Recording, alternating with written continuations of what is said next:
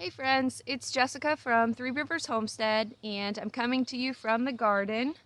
We have reached the point in the gardening year where I'm starting to feel like the work is becoming more of a chore and less of something that I enjoy. You know, after the long winter, you're so excited after being cooped up to get outside and get your hands in the dirt and be in the sunshine and the warm air, and everything is just so fun. And then, everything starts to fill in the beds and the beautiful flowers start to bloom, and it just brings you so much joy. And I'm at the point where while it still brings me a lot of joy and we're eating such wonderful food and it's such a blessing, to have this abundance growing on our property, also the weight of it is starting to feel a little overwhelming. And so I find myself avoiding getting out in the garden every day, whereas in the spring and early summer, it's the first thing I'm doing in the morning is coming out here.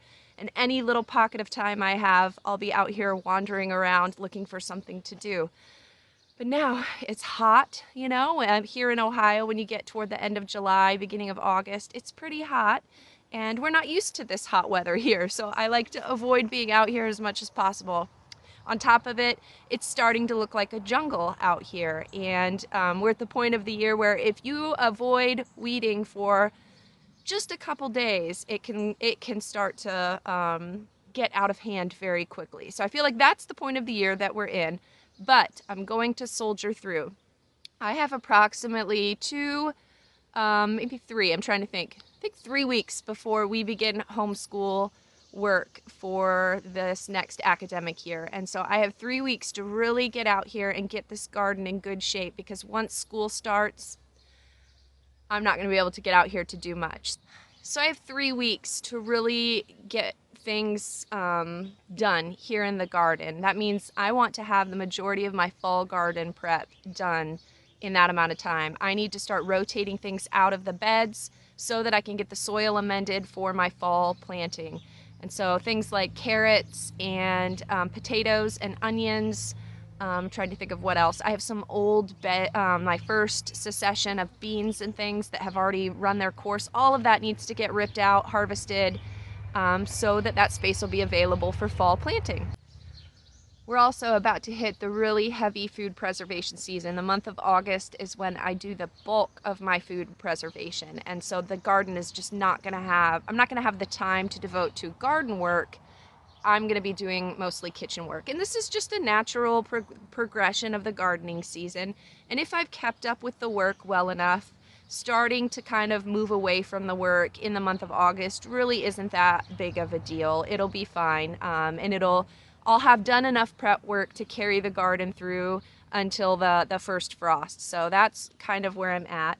So I'm gonna, something buzzing by me. I still get a little panicky at the buzzing sounds after the bee attack that happened a couple weeks ago. And so when something gets too close to me and buzzes, I kind of, I freeze up a little bit. I think being stung 40 plus times will do that to you, but hopefully I'll get over that one day. Anyways, before we get started doing our garden work, I want to show you what we had to do with our garlic that we harvested a couple weeks ago. That has been curing in the garage. Garlic, you want it to cure somewhere warm and dry that gets kind of some good airflow. So we've had that in our garage on some racks with the garage door open for airflow for the last 2.5, almost 3 weeks, which it really only needs, 7 to 10 days maybe. So we had to get that off of the racks. And now we're going to move on to storing our onions. I'm hoping to get those harvested today. So let me show you what we did with the garlic, and then we'll move on to the onions. I asked for some volunteers, and these 3 boys said they would help. So what we're doing here is cutting off the stalks and then cutting off the roots that are underneath the bulbs. And then we need to peel off just the dirty outer layers of the garlic, and then it looks perfectly clean and it's ready to go into the pantry to enjoy for the rest of the year. The great thing about having 8 children is that there's always someone who will volunteer to help, and these 3 boys love garlic. They love to eat it, so they were very eager to help because it means that they'll have garlic stored away for the rest of the year when they want it. So we grow a hardneck variety of garlic that is called music garlic, and I get my seed from Mason. He's a friend that I introduced a couple videos ago. He provides us with a lot of goodies on our homestead. He also provides us with our garlic seed, and we plant that every October into our garden, and then we harvest it usually in the beginning of July, let it cure for a little bit like this, and then we can get it into the pantry. It's a hardneck variety, as I mentioned, so we do harvest scapes, and I've done videos on how we preserved the scapes from this garlic earlier in the year. So we pickled some of it, we freeze-dried a lot of it to turn to powder. We also pureed some into cubes that are in the freezer to use for quick sautéed meals. And so my plan with the actual garlic bulbs is pretty similar. So we'll store half of this garlic in the pantry to use fresh as is in our meals. The other half will likely be freeze-dried and turned into garlic powder or garlic salt and things like that in our spice drawer. I may also puree some of it up with oil. I do that every year and preserve those little cubes of it just like I did with the garlic scapes. So this is what we were able to harvest this year. It's not the biggest bulbs we ever had, but considering how the weather was, I'm very happy with the results. And this will be enough to get us through for eating for the year. We might have to order some seed from Mason again, though. This is what we're going to start with. This is my onion bed here. I planted Patterson bulb onions. If you guys remember when I planted them, I use a muffin tin to kind of make indentations, and you can really see how those onions were placed in the middle of each spot in the muffin tin and how they grew. And I'm really excited to harvest these. We've been picking, there's a lot of holes in here. I've been harvesting as we needed them for meals throughout the year, just picking some nice sized bulbs. But we're going to go ahead and get the rest of these out of here. You can tell when they're ready to harvest when they've kind of fallen over like this. These could probably, there's some that could stay in the beds a little bit longer, but I need this bed space for my fall garden planting. So I feel comfortable going ahead and harvesting these now. So I'm going to go ahead and get busy. So this was our first year growing these Patterson onions, and I am very pleased with the results. Look at the size of that bulb, just some beautiful softball-sized bulbs here. So I will definitely be growing these again in the future. Now, I don't always enjoy a really large onion, so I'm glad that not all of my onions are as large as the one that I showed, because I find that in a lot of recipes, I might only use half of that amount of onion, and I don't want to waste onion. I don't really like to save onion.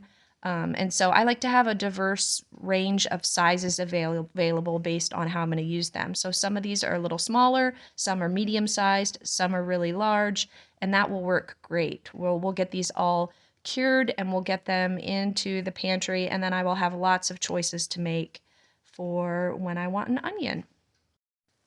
So let's go ahead and take a look at what we were able to harvest. This was all just from one bed, and as I mentioned, we've been pulling from the bed as we needed them throughout the summer. So this isn't everything that I planted, this is just what's left over as of nearly the end of July, and I'm very happy. We don't use a ton of onion, so this will definitely get us through for our onion eating needs. Now my job is to get all of these indoors. Since our cellar isn't set up yet, I'm working on that project currently. We're going to need to cure these inside. It's just too hot outside right now. It's been above 90 degrees, and I really don't want to cure these outdoors in the garage in that heat where it could potentially get hotter than 90 degrees inside the garage. So I set up a little drying rack behind our wood stove. This room is rather cool, and this area behind the wood stove isn't used right now since, obviously we're not heating the house with wood. And so I'm going to let these sit here just for the next couple of weeks until I finish painting the cellar and can move these onions downstairs for their final resting place in the pantry for the rest of the year. But we're just making do. This is just a good place to kind of get them out of sight, and they just need to cure a little longer. And the rest of this bed is weeds. I obviously did a terrible job keeping this bed weeded, so imagine how big the bulbs would have been if I'd have been a little more diligent about keeping up with the weeds. we're going to go ahead and get all of these ripped out so that I can get this bed amended and do some fall planting on it here in the next couple weeks. So to amend this bed, I will just add some of the composted manure from our animals here on the property, and we'll work that into the soil, and it should be ready to go ahead and plant. So it's really not that difficult to turn these raised beds over. It's definitely a lot easier than when my garden was in ground. I might add a little bit of extra soil to these because we do lose some sometimes, but it's really not that hard. So while I was pulling out my dill, I noticed this beautiful black swallowtail caterpillar here. We love to collect caterpillars and watch them pupate indoors. The children enjoy that as part of their homeschool curriculum. And so I'm gonna save this little guy. I just went inside and got myself a mason jar with a breathable lid here. I put a stick in there because they often like to crawl up the stick to make their cocoon. And then I could put some parsley in there because this particular type of caterpillar eats dill and parsley and plants in kind of that family. So I'm gonna go ahead and get him in there and take him inside and let the little boys enjoy feeding him every day. There we go. I think the Homestead is the most wonderful homeschool classroom. I could teach this lesson on life cycles of living things through a book, or I could take my kids outside and let them find it in nature. Just a couple days later, the caterpillar was already in its chrysalis, and the kids and I are just really going to enjoy watching this butterfly emerge. Back in the garden, you can see other beneficial insects all over the place, and this is just a sign of a really healthy ecosystem. This is why we don't spray insecticides in our garden, and we try to do it organically as much as possible. That ladybug there will help control the aphids, and we just like to let nature sort of do its thing and help us here around the garden. All right, we got most of this bed cleared out, except for down here. These are my perennial chives. I still need to do some harvests of these to preserve. I've only done one so far this year, and I like to do a couple just so we have them for winter meals. But yeah, I'm gonna go ahead and get my hoe out, and we're gonna get the rest of these little weeds taken care of so that I can get this amended later on. Fall gardening is probably one of the most forgotten gardening parts of the year. In the spring and summer, everybody knows what things you can plant. And then I find that even the local greenhouses around here, they shut down come summertime, and they don't even have plant starts available for people to plant in their fall gardens. Things like brassicas that you could usually find in the spring aren't available to plant in the fall. You have to start them from seed. So all you have to do, see, here is the first succession of beans that I planted. They're already done producing. There are a couple beans on the plants here and there that I'm harvesting and sticking in my pocket, but otherwise these are not going to produce any more fruit. So we're just going to rip them out, amend the bed, and then I can do a whole nother planting of many of the crops that are cold weather crops that I planted in the spring. So things like, I'm going to show you all of the seeds that I'm planting later on in this video, but I've already planted 2 more beds of carrots, and those will be the carrots that will get us through in the fall. But when my potatoes are pulled up from the ground, I can plant something where those are. My cucumbers are about done, and I can rip those up and plant something in place. Anything like that leaves you with a little bit of empty garden space, and you can either plant a cover crop to prevent, weeds from taking over the area, or you can go ahead and put some crops in there for fall. You just need to make sure that you amend it, or else there might be some nutrient deficiencies. Right here is my zucchini that I planted, and it has been decimated by squash bugs. So I'm going to go ahead and pull this out. I was going to toss this in the compost pile, and then I stopped myself because I realized there were squash bugs on it. Instead, I took it to the chickens, and they would eat all of the eggs and pests on there so that they don't, hatch more squash bugs to infest my garden. But even zucchini is something that you can plant another crop of here. Let me show you everything that I plan to plant in my fall garden. So I'm going to do another planting of peas. We're going to do both pods and the shelling peas to preserve for the winter. I'm hoping to do some beets. We have 2 varieties here. We will also do another planting of radishes. Bunching onions, these are something we eat as scallions whole. We rip them out whole. We do a lot of turnips. I will do a couple more successions of lettuce once the weather cools.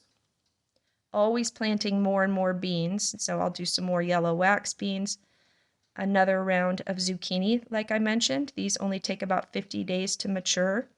I already started my broccoli and cabbage starts. I'll do some spinach if I have some bed space, and then I'll also do some kohlrabi if I have enough space. So it just sort of depends on what we have space for. Let me show you the summer crops that are currently thriving in the garden. So my zinnias are blooming. I planted lots more successions of what I thought were bush beans. I bought a package of bean seeds from a local greenhouse, and I got them in bulk and planted them everywhere in my garden, only to discover recently that they were mislabeled and they are actually pole beans, not bush beans. So I have to figure out how I'm going to trellis all of these beds that are really densely packed in with pole beans. That's really unfortunate. I already have pole beans planted back here on some trellises, a couple of different varieties that are starting to flower. I planted lots of these, what I thought were bush beans that ended up being pole beans in my okra beds, but that will actually work out nicely because these will just end up wrapping around the really tall okra plants, and those will serve as the trellis. So I don't mind that. Speaking of the okra, it's starting to bloom. It's such a beautiful flower. Adam loves it, which is why I plant it for him. And we're starting to get our first little okra pods. So those will produce all the way until the first frost. We'll get lots of okra. We're starting to harvest our very first tomatoes of the season, and we're just beginning to get them. Pretty soon, Lord willing, we'll be harvesting bushels and bushels of them for lots of canning projects to do during the month of August. I have big plans for tomatoes, lots of tomato soup and tomato paste and things. There are some gorgeous, huge tomatoes on some of these plants, as big as my hand here, and I'm just so excited. I can't wait for them to ripen, and I'm hoping that they survive.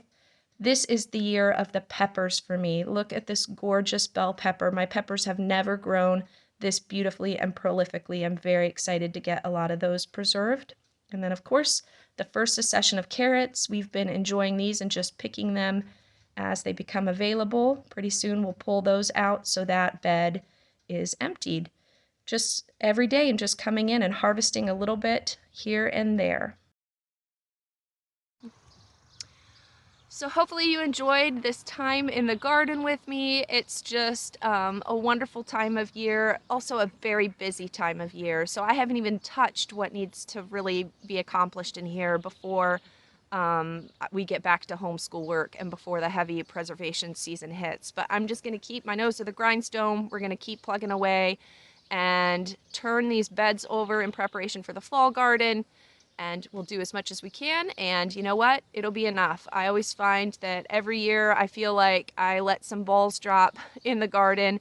Maybe a little bit gets too weedy. I might not be able to get out and prune things like they need to, but you know what? The Lord always provides, and it always turns out okay. So I'm not going to beat myself up too much if I get busy in the kitchen and some things need to be neglected out here. So all right, friends, that's it for this week. We'll see you back next week with another video. I hope you have a wonderful one. Bye.